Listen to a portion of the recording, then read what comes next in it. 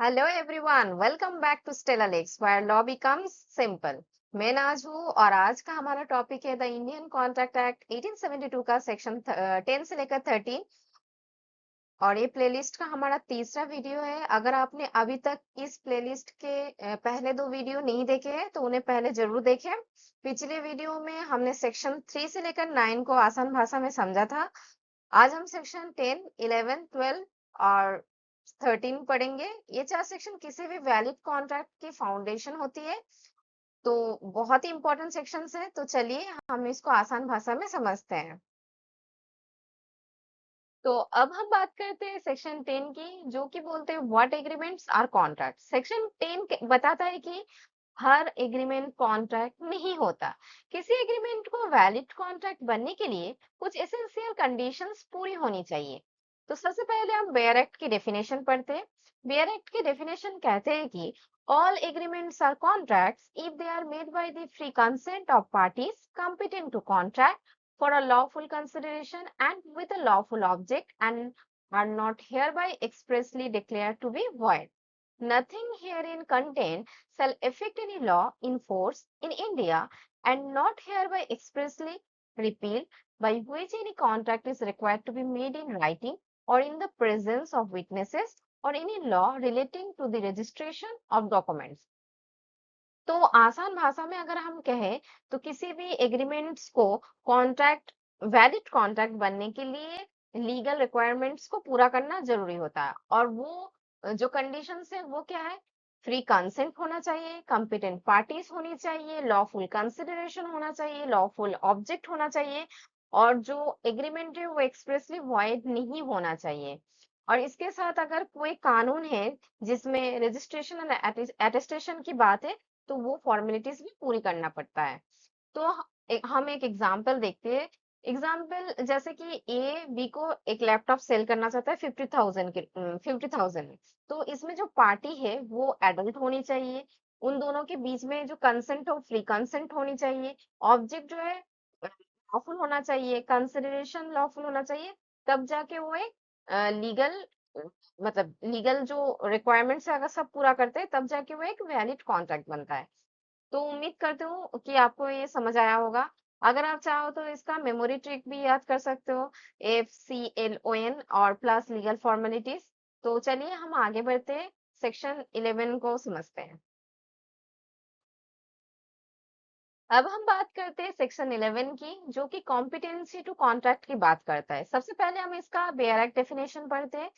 Every person is competent to contract who is of the age of majority according to the law to which he is subject, and who is of sound mind and is not disqualified from contracting by any law to which he is subject। मतलब यहाँ से हमें समझ आता है कि contract करने के लिए व्यक्ति को मेजर होनी चाहिए, साउंड माइंड होना चाहिए और किसी कानून द्वारा कॉन्ट्रैक्ट करने से डिस्क्वालीफाई नहीं होना चाहिए। तो हम एक एग्जाम्पल के साथ इसको समझते हैं। मान लीजिए ए नाम का एक व्यक्ति जिसका उम्र 17 साल है, अगर वो लैपटॉप खरीदना चाह रहा है और कोई कॉन्ट्रैक्ट में एंटर करना चाह रहा है, तो वो कॉन्ट्रैक्ट नहीं कर सकता क्योंकि वो मेजर नहीं है। तो नॉट कॉम्पिटेंट टू कॉन्ट्रैक्ट है, तो इसलिए ये एक वैलिड कॉन्ट्रैक्ट नहीं होगा।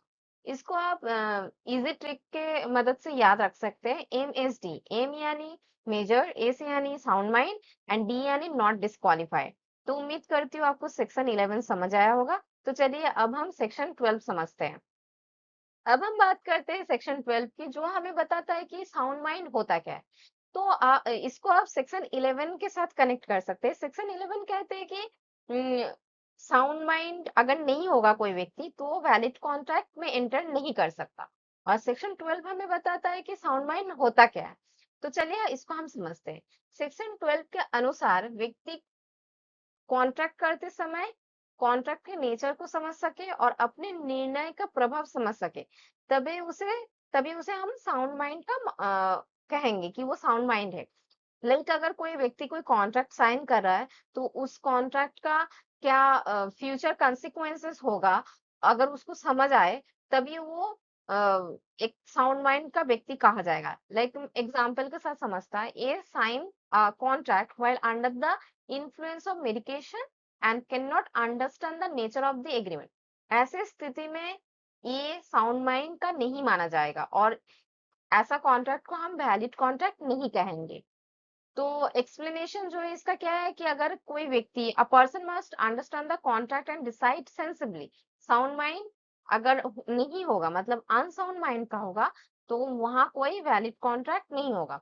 तो जैसे कि इसमें कुछ पॉइंट हमने ऐड किया उसको हम देख सकते हैं कि अंडरस्टैंड होना चाहिए कॉन्ट्रैक्ट का, रेशनल जजमेंट होना चाहिए, अनसाउंड माइंड मतलब अगर हो तो no valid contract, temporary insanity invalidates contract. मान लीजिए इसको हम एक इलस्ट्रेशन से समझते हैं। मान लीजिए कोई लुनैटिक है, वो उसका जब इंटरवल होता है उस वक्त अगर वो कॉन्ट्रैक्ट करता है तो वो कॉन्ट्रैक्ट वैलिड होगा, लेकिन जिस वक्त वो अनसाउंड माइंड का होगा तब अगर वो कोई कॉन्ट्रैक्ट साइन करता है तो वो इनवैलिड होगा।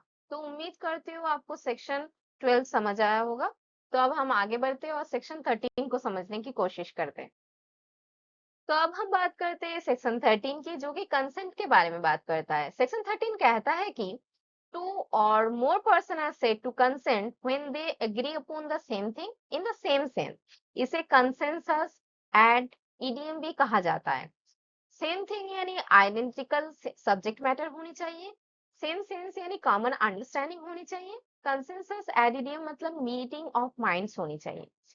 जहां कोई कंसेंट नहीं है वहां कोई कॉन्ट्रैक्ट वैलिड कॉन्ट्रैक्ट नहीं बनेगा। तो हम इसको एक एग्जांपल के साथ समझते हैं।